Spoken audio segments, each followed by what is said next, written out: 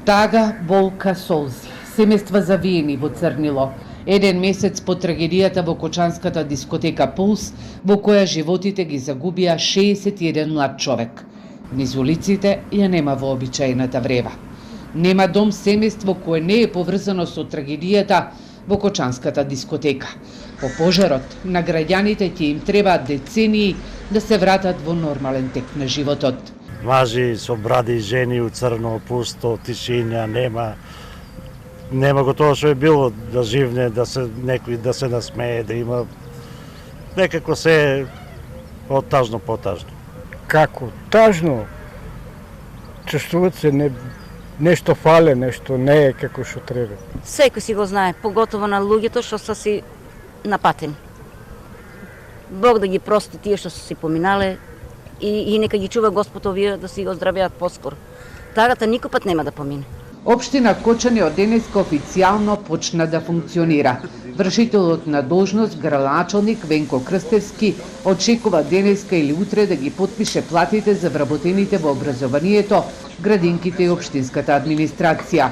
Меѓу првите одлуки и финансиската помош за семејствата на настраданите во износ од 3 милиони денари. Ова е трагедија од светски карактер.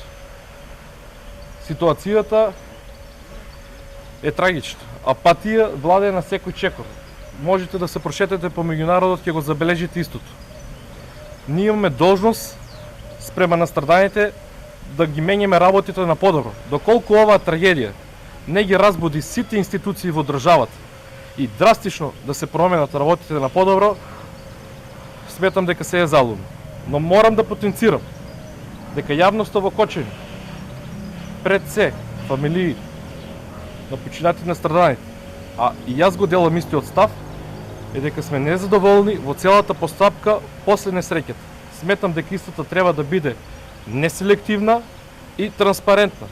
Алармантна е состојбата во општина Кочани. Делумно се реализирани проекти. Комуналното предпријатие Водовод има долг од 3 милиони евра. Не се знае и дали е валидна оставката на директорот на оваа предпријатие.